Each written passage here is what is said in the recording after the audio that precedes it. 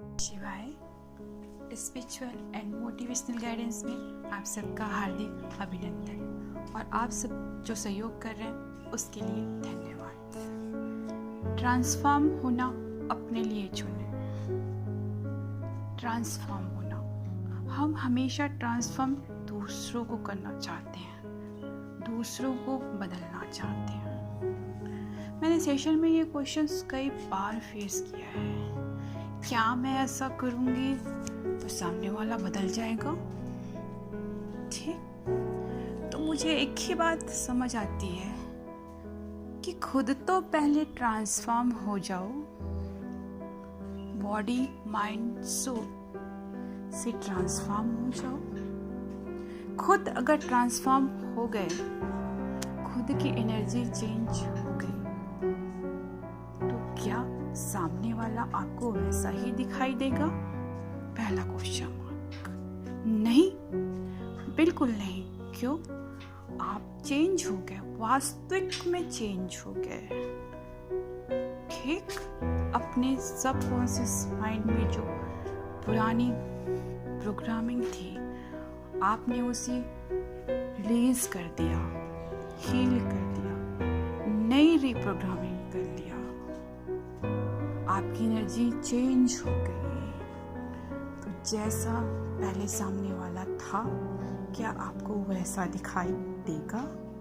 बिल्कुल भी नहीं। और दिखाई भी देगा तो आपको कोई फर्क नहीं पड़ेगा। आप उसे सहज स्वीकार करोगे। क्यों? क्योंकि बदलाव आपने अपने अंदर किया है। ठीक है, आपको लगेगा वो उसका कर्म है, वो उसकी आत्मा पे लगा हुआ संचित कर्मों का लेयर है। आप मुस्कुराओगे कि उसका कोई दोष ही नहीं है, उसकी आत्मा भी प्योर है। लेकिन जो वो व्यवहार कर रहा है ऊपरी, वो उसने संस्कार अपने संचित कर्मों की वजह से कर रहा है। तो आपके अंदर आपको कॉन्शियस राइज अप हो जाएगा। ठीक है, आपको तकलीफ नहीं होगी। और जब आप वाकई में ट्रांसफॉर्म हो जाओगे तो आउटकम आपको भी वही दिखेगा। आप जो कल आपको अच्छा नहीं लगता था, जो आपको कल तकलीफ देता, उसके लिए गुस्सा नहीं आएगा, उसके लिए आपको प्यार आएगा। आपको लगेगा अरे मैं गंदी थी, मेरा मन गंदा था, ठीक है, इसलिए सामने वाला मुझे वैसा ही दिखाई दे रहा था। तो उसका दोष कहाँ है? वो तो जाने अनजाने मुझे ही मेरा आईना दिखा रहा था। ठीक है, कि देखो अभी भी तुम्हारे अंदर गंदगी है। हम कितनी बड़ी बड़ी बातें क्यों ना कर ले, ज्ञान की बातें कितनी क्यों ना सुन ले, लेकिन जब तक वास्तविक में ऑनेस्टली, ईमानदारी के साथ खुद के अंदर बदलाव नहीं लाओगे, उस रास्ते पे चलने का अभ्यास नहीं करोगे, लाख पोथी पढ़ लो, लाख ज्ञान की बातें सुन लो, लाख बाहर कुछ भी कर लो, सब धरा का धरा ही रह जाएगा। क्योंकि जड़ क्या है? आपकी जो संचित कर्मा की जड़ है, उसको काटनी ही होगी, उसे क्लेंस करना ही होगा। जब तक ये करोगे नहीं, अनुभव होगा नहीं, ट्रस्ट कैसे आएगा? जब पता ही नहीं कि, मैं हमेशा एक एग्जांपल देती हूँ, रसगुल्ला बना हुआ है, सामने प्लेट पे परोसा हुआ है, सामने वाले ने खाया है और वो बोल रहा है कि ये मीठा होता है, ये बहुत स्वादिष्ट होता है।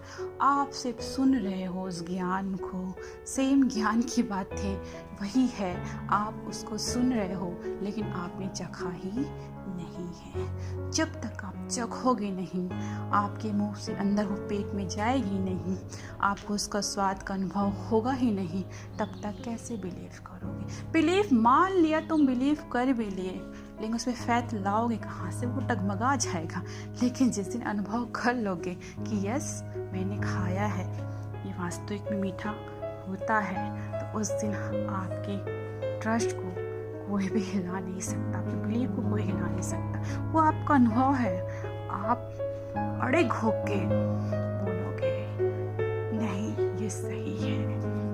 इसीलिए एक सही रास्ते पे चलो, पूरा प्रोसेस के साथ चलो। अगर एक एक सीढ़ी जानी है तो सीढ़ी को ना छोड़ दो, सीधा टॉप पे मत पहुंच जाओ।